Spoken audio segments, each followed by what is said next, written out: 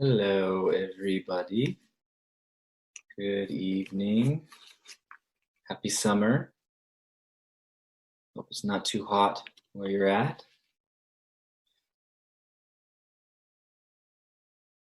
So I've been thinking about the concept of spiritual activism, given that there's so much external activism that's activated these days. And from that, thinking about nonviolence and what it means to embody that being, in a sense, a primary concern of Buddhist tradition. I don't know if you know, for example, that the traditional rains retreat, the time when the practitioners would go into seclusion to do intensive meditation retreat, one of the reasons for doing that was that if they were to continue to walk from village to village, they would be killing insects. And in order to avoid that, taking that life, it was harmonious to stop that practice. So the embodiment of nonviolence, and actually, if you read some Buddhist teaching, it almost seems extreme. Things like even if you were being, your arm was being sawed off, you should just lovingly be open to the experience. Things like that to me seem extreme. And maybe that wouldn't be kind to the person who's sawing my arm off because of all the consequence of that. Maybe be more kind to sock them in the jaw. I don't know. But these teachings you find in the Buddhist canon. And, the framework for Theravadan Buddhism, as far as where we're at to the end of the path, was to become somebody who is love and generosity all the way through, like without exception, like every speck of one's being is turned over in that quality of non-aggression. And that was called an arhat, a purified one. And it was said that somebody who accomplished that did what needed to be done. So the responsibility of a human life was viewed as taking care of one's own inner violence, essentially. That was the fulfillment of a human life. That was doing what needed to be done. Interesting. So I want to talk about embodying nonviolence in our practice. And I want to talk about it from a non-ordinary perspective. Ordinary perspective is that we are like a small being in this vast world. I'm just this little guy in this big city, in this big country, in this big globe, in this vast expanse of time. I'm just one fish among millions swimming through the great ocean of existence. And yes, I make my contributions, and yes, I join causes, but ultimately I'm just this little ripple maker. And there is a whole nother, not just a view, but a level of experience, a mode of seeing and being that opens up with Zazen over time. And actually, it may dawn on you, but because there's no conceptual reference for it, you dismiss it. And the usual materialistic worldview basically just reclaims its territory. It just comes back in and reconditions. But this other mode of experience I'm talking about is that each person is a sphere unto themselves. Every one of us is a universe. There's no other universe we've ever experienced than our own experience. You never can step out of your own experience, and you can never know another's experience except through the medium of your own experience. When you experience someone or something, you are the bridge and the medium for that experiencing. It's not that universes don't interact, but in a way, each of us is sovereign. We see with our eyes, and we can never see with someone else's eyes quite the way they do. They can't take up the space that you occupy. They can never be in your shoes because you are singular. And so this is touched or verified in deep Zazen. Essentially, it's saying that you are large. You know a largeness of yourself. But with that comes a different understanding of responsibility. Because your life is a total manifestation of the universe. Each life, an interactive dreaming, what you do in that life is impacting the whole universe. The state of mind that you live in within your universe pervades that universe because your mind and the universe are just different names for the same phenomena. So in the Mahayana tradition, the phrase that the Buddha supposedly said upon awakening was, I and all beings together attain enlightenment. Between heaven and earth, I alone am the one. You get a taste of this kind of experience. It is not rational. I can describe it, but it is not. And that is actually the difficulty because it's so hard to accept. Because it challenges so much of the way we think that I'm this little being in here, and there's this world out there that a whole bunch of stuff is going on that's separate from me. So we have the teaching of karma in Buddhism. And karma, one way of looking at that is that the universe is psycho-responsive. It's like an interactive dream, and every time you press on it, it presses back in a particular way. Whatever you put out gets put back. Whether it happens quickly or over time. That's true for individuals, that's true for societies, and so forth. Whatever you put out is just in the body of yourself, and will come back. There's no...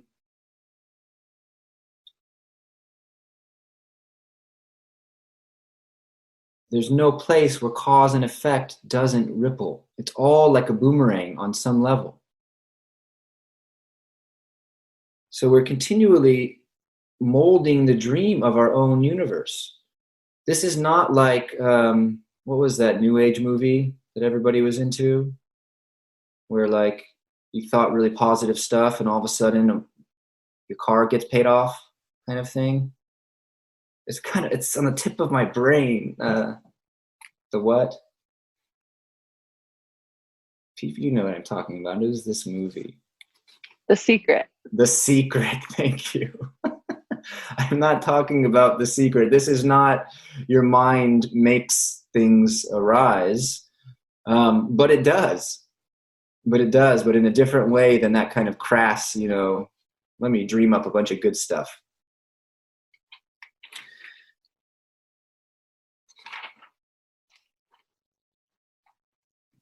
So that's the view with which I want to talk about nonviolence. Not you as this little bitty speck among billions of specks, but you as one who pervades and really co-creates a universe that you dwell in. So there are many different codes of conduct in all kinds of traditions.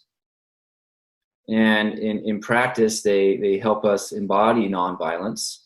So the precepts that some of you have taken or involved in studying point back to how you might live that way. And when we look at those, we begin to expand the definition of violence in spiritual practice. I think the basic definition of violence is some physical act that forcefully ruptures or harms. But we're taking that definition and getting more subtle it's like the stakes are raised for us the deeper we go into practice. So in Dharma, violence is any act of body, speech, or mind that disrespects the sacredness of existence.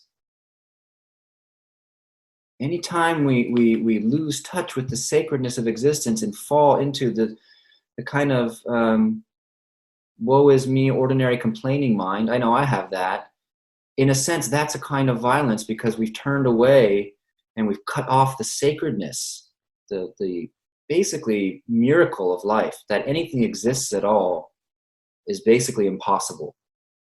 Nobody knows how that happened. There's just theories. And yet every day there's this amazing reality that there's flowers on the table, or there's a cat looking out the window, or there's somebody's eyes, or there's the sound of a car. It's all impossibly miraculous. And we continually forget that. This is like the highest level of maintaining nonviolence. In Tantra, it's called pure vision. And they take a vow to maintain pure vision, to not forget that the universe is sacred from top to bottom. That's like the main precept. I really love that. And you start to get into indigenous cultures, and you see that kind of understanding is there from the very beginning. That's a primordial understanding that existence is sacred. It's a very modern mind that has deviated from that view. So another level of embodying nonviolence is, or what violence is from this perspective, any act of body, speech, or mind that creates and believes in seeming separation or division of oneself from the universe, from this dreaming fabric of reality.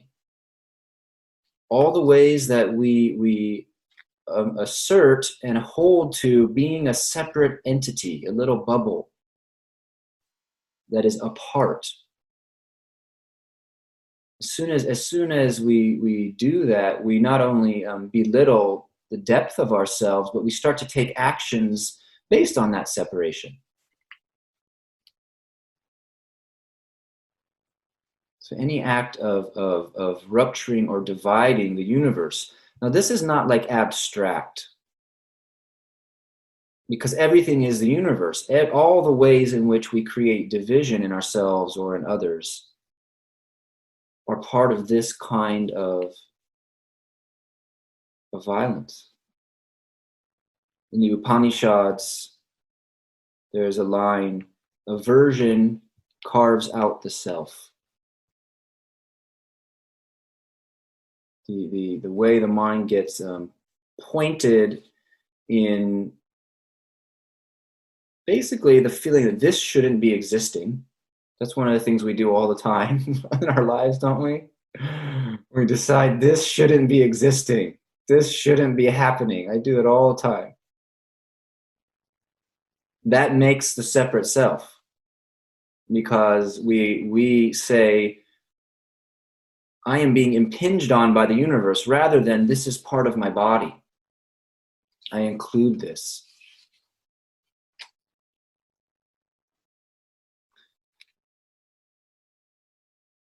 Now, getting a little bit more, maybe a little bit more accessible for us more of the time, violence is any act that distances us from our true nature. And what we understand our true nature to be will change as we practice, but maybe a place to enter is any act that we feel, anything we do with our body, speech, or mind that parts us from our authenticity. The kind of things we do that we later, it's not a moral guilt that we feel, but we feel that we violated something true in us. Any act that distances us from our true nature, or any act that believes the limited narrative of our life. It's really so easy to get drawn into a vision of our existence as dim or despairing or not having measured up. It's it's like a bait that's always waiting for us to kind of go into those storylines. And because we are an interactive universe, when we believe that, we start to actually get feedback. It's self-confirming. So that's why it's such a dangerous thing. And that's why, spiritual teachers are always saying, drop the story. Drop the story, drop the story. Because for most people, the story tends to be a diminishment of the sacredness of their life. It tends to be based on comparison. The narrative of my life is in comparison to someone else's life or to some other life that I imagine I should be living. But what if that wasn't there? What if you didn't have any comparison about how you should be? I'm not talking about your authenticity, but what is your authenticity? Is it really that narrative?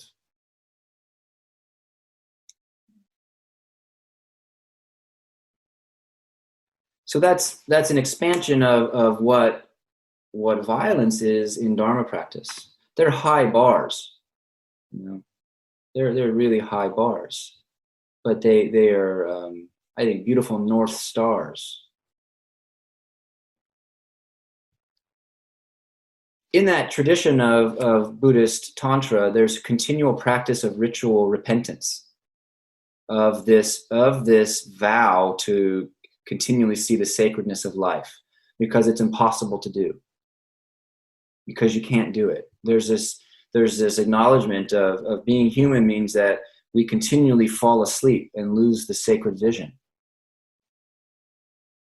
We stop seeing our blessings over and over and over. So they've ritualized the basically the contrition over that. You just kind of renew your desire to see the sacredness over and over, to be reconnected with that. I think that gains power over time. That's how the mind and intention work. The more you intend something, bit by bit, it gets stronger.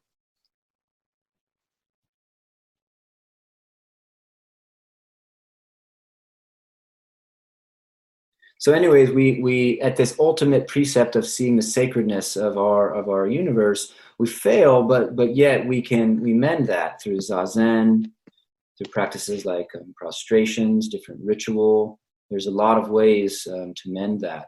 For some people, the deepest renewal of the sacred vision of life is psychedelic medicine, is plant spirit medicine. For some people, that is a profound turning to a renewal of seeing the sacred.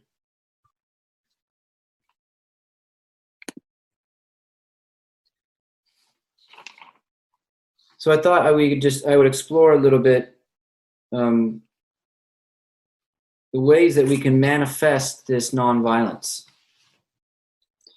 Gentleness is a word that is used a lot in Dharma. The aspiration to be a gentle being, not wimpy, not spineless, not ineffective, but gentle.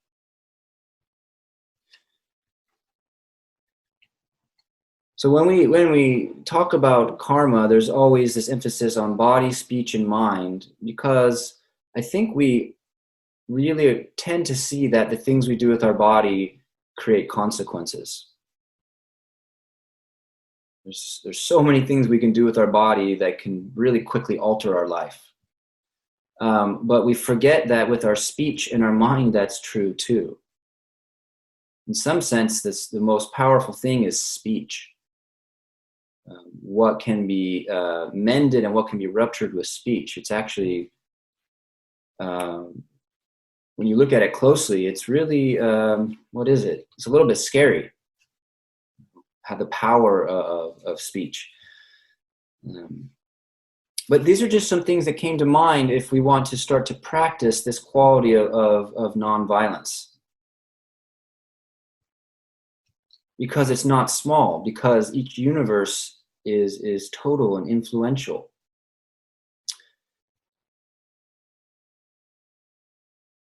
There are whole martial arts and body practices that emphasize graceful embodiment, just moving through the world with softness. when you see somebody who does that, who's well trained in that, who's embodied in a gentle way, let's say they've done Tai Chi or yoga or something for a long time, it actually is striking. It really stands out because they're in a relationship with their body that's very loving. And we tend to think that having a relationship with the sacred is about some invisible energies floating around, but it's got to start with your body. It's got to start with your body. In one of the contributions I think that the Zen tradition really makes to this is this emphasis on treating objects as sacred. I never thought of that. And frankly, when I first came into Zen temples, I just thought they were anal retentive. Why do I have to set my shoes down and nicely? Why don't you waste any water? Why did you wash every piece of vegetable that falls on the kitchen floor? And in Japan, it's even more, you can waste nothing. Everything is meticulously, all resources are meticulously respected. And that's because they know that that is the body of the universe. Or rather, maybe as young trainees, they don't know, but over time, living like that, you start to really see that. If we relate to phenomena as just throwaway, then that's how we're going to see them. So there's a whole text called the Tenzo Kyokun by Dogen Zenji that's all about how to regard cooking as a sacred practice. And he says things like, do not see the vegetables with ordinary eyes. Do not see the ingredients with discriminating mind. So he was talking to people who had to receive whatever donations they got.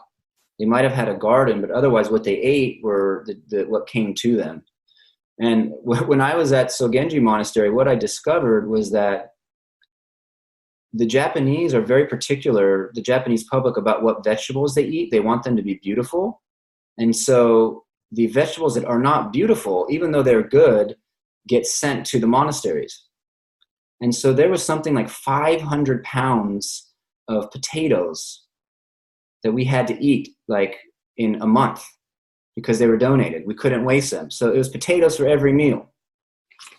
So that's the kind of context that Dogen Zenji was talking about. Don't see these with ordinary eyes. It's so easy to complain. He said things like, take up a ordinary leaf of vegetable and turn it into the Buddha.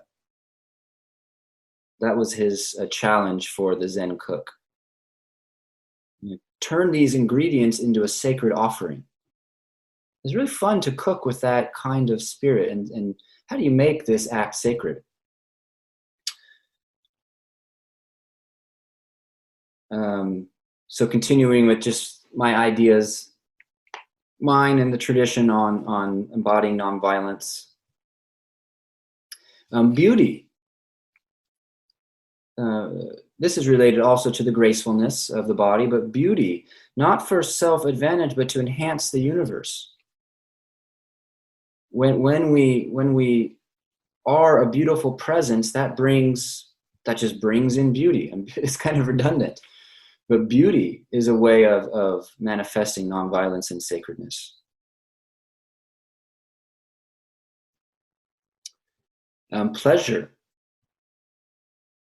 Pleasure, not the kind of passive way that we can just indulge, but to actually enjoy pleasure. And what I was thinking about this was, so many of our ancestors did not have the opportunity to actually enjoy life.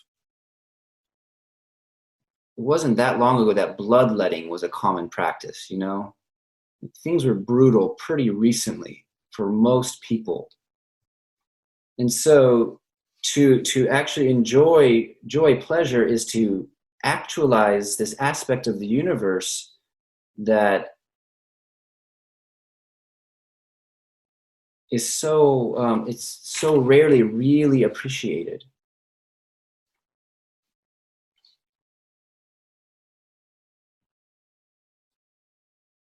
So I want to move on to speech.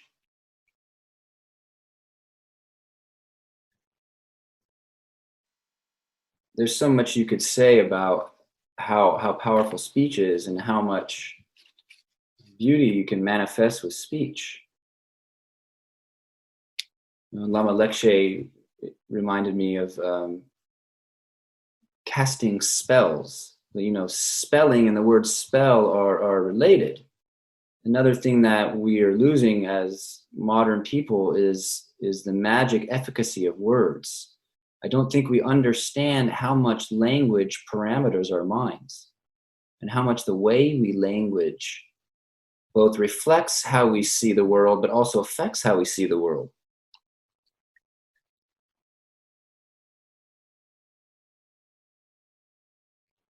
So there's so many little ways that we can use speech in a beautiful way. And one way we can touch into the power of this is just remember the last time somebody really appreciated something you did, just in a genuine way. And just like the difference that makes when somebody bothers to really say thank you, and it springs from an authentic place. I wonder why we begrudge appreciation for each other so much. Like, are we afraid that someone will get more than me? Like, if I give away all my appreciation, I won't have any left for myself? Or like, why don't we have a culture of praise? Authentic praise. My observation is it really has no negative effect. If someone's got a really swollen head, maybe be moderate there. But actually, my experience as a Dharma teacher is that most of us are really afflicted by the inner critic. There's some people who act like they think they're great, but very few people actually think they're great. Most people, myself included, almost everyone I've ever worked with has a deeply embedded inner critic. So praise and like appreciating who they are is just an easy way to bring in some light, some softness.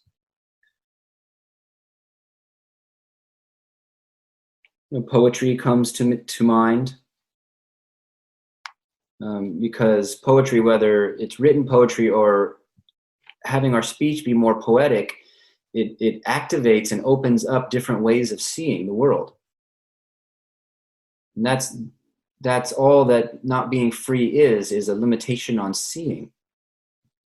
So I think of poetry as an act of nonviolence.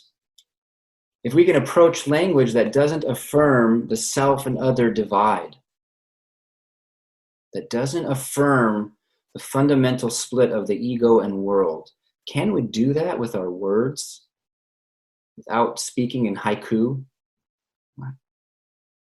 Is there a way to speak for our speech to be in accord with our deepest knowing of the universe? There's this discipline I really like, and I've tried to teach classes on it multiple times at the monastery, and they never quite went over too well. But there's this discipline you could look up called E prime that was created by a linguist many years ago. And E prime basically said that the use of the word is and is not is a kind of lie and a kind of violence. Because what we do with the word is we make a definitive statement that is not true. Joe is a butthole. We cast this spell. The word itself carries a false power because it creates a congealing. It makes us think that things aren't multivalent, that there's just one way that things are. It makes us think that things exist in stasis. And so the practice of E prime is to use language where you don't use is or is not. It's very interesting. You try to convey your experience the way you have to have a more open use of language. So that's a little bit of a tangent, but interesting to look into. Of course, prayer is a really well-known way of putting positive energy into the universe. And you can even look up, there was a study done by one of the yogic academies they did a concentrated time of prayer. I forget how long the time period was for a particular community. And apparently there was a control. So it was good scientific research. And the crime rate went down in this area that they were praying for over this extended period of time. And there are other studies like that about the effects on people's health who are ill, who are prayed for, and that it seems that there is some transfer of energy that happens in some way. I don't know. I'm really interested in that. Sometimes people think about loving kindness practice like, okay, if I do enough loving kindness, I'm going to make people feel love, or I'm going to make people happy. And maybe this like subtle effect really does add up. But actually, whenever you use speech to wish people well, you feel better immediately. Our vibration changes. And I think that's the more immediate point. Positivity waves. Is that too new agey? I really like that phrase. Positivity waves.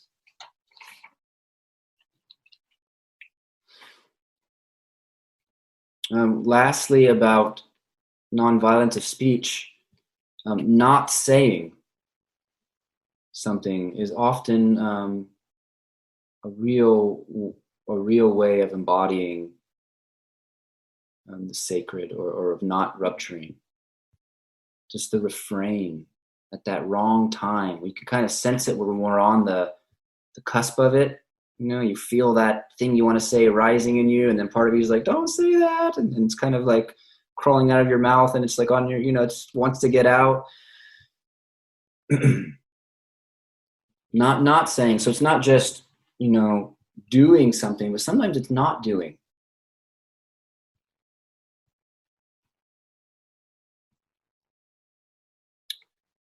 In the mind. I come back to this over and over, but I really believe a lot of physical violence that we either have experienced or have perpetrated or hear or see about has a root in toxic beliefs in the mind, or a general disrespect for human beings that, it's not in your fingernail.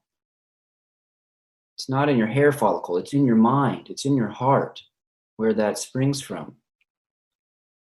So the work we do on the cushion of letting the mind come to its natural quality of openness and softness is the medicine for that root of violence. It's the antidote. It's the antithesis of a mind that would commit violence. I've been just saying this over and over because it strikes me. You do not harm somebody from that state of mind. I think it's almost impossible.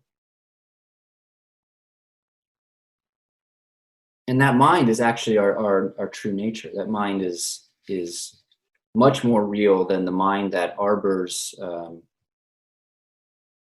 ill will.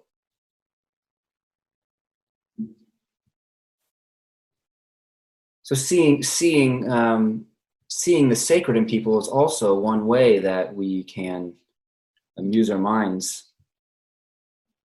to really have an effect. There was, I like to read James Hillman. James Hillman is a Jungian I really respect. He wrote a book about life purpose, in which he said that most of us come in with some deep life purpose.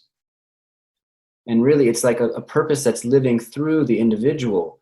And in his research, he saw that the people who most activated it had their gifts affirmed by somebody when they were young. There was somebody who was present enough and willing enough to see that this person had some talent or some potential or some proclivity, and they named it and they nurtured it. They were willing to see it. And that was a pattern among people who ended up really fully offering what they had to offer. So I guess this is back to what I said about appreciating, but this has to do with seeing what can be appreciated. It's an art.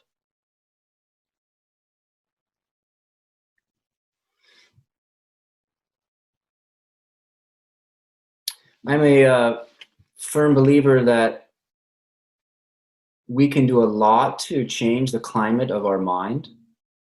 I went through a period in my life where I woke up just absolutely miserable and angry every morning. That's just how I came out of bed. And I would have negative thoughts about somebody right away. And the only thing that really helped me with that was I would immediately just start doing either mantras or loving kindness practice. I had to put something else in my mind. I had to make it so there wasn't so much room for that negativity. And so not only did I kind of, you crowd out the negativity, but you start to change the energetic ambiance of the mind. If you think about more fundamental than the thoughts that come, the kind of emotional climate is more fundamental than the thought itself. And so we can work on that. So a mantra practice is awesome. I really love doing that. It feels so helpful. When we take these kind of practices seriously of maintaining the climate of mind, we're getting more sensitive to cause and effect. And we're kind of coming to a place in our practice where we want to nip things in the bud, negative flourishings, sooner and sooner, because the consequences, they tend to play out.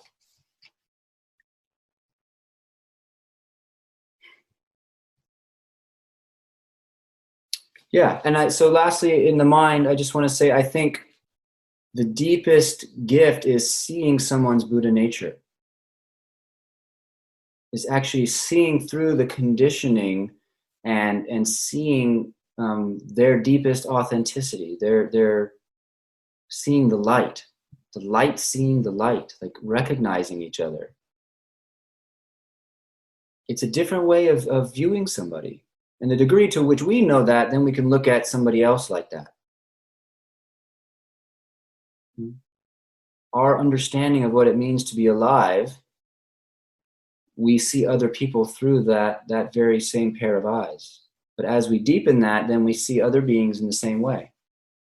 Back to sacred vision.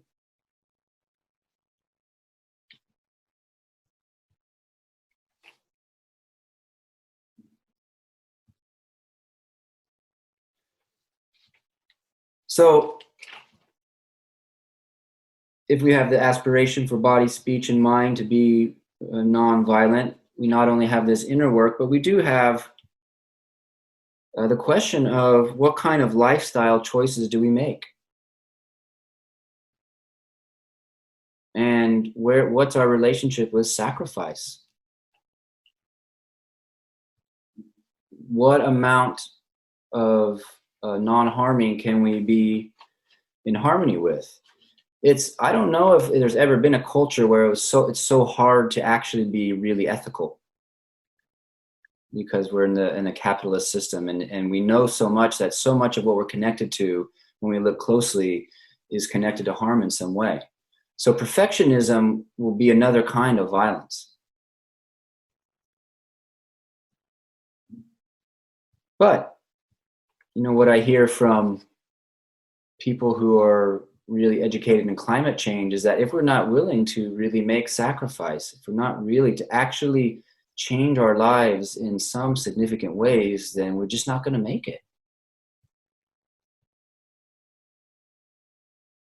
So for me, that's the most challenging thing, how to translate this way of being that's nonviolent to lifestyle choices that are not. I don't want to give up a whole lot of stuff. It's a really difficult question.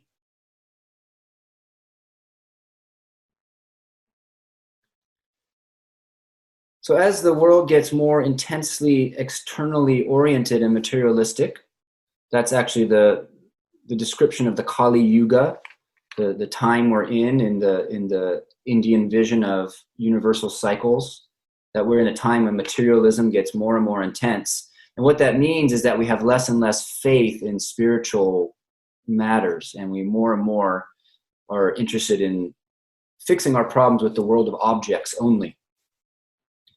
The more that accelerates, and sometimes it seems like it's actually moving faster and faster, embodying the spiritual activism, I think, is even more an important and vital dimension of contribution. Is it the whole contribution? I don't know, but I do think it's vital. One of our lay teachers, Mushin, recently was talking about some legislation that went through somewhere that she was really touched by, and she said, "You know, I know that it's all our practice energy that made that possible." I had never thought like that before. That's a really interesting way to view things. That this shift in political policy, she has this conviction that it's all the practice that we do, somehow that energy we put out of loosening the fixation of mind was what allowed that to happen.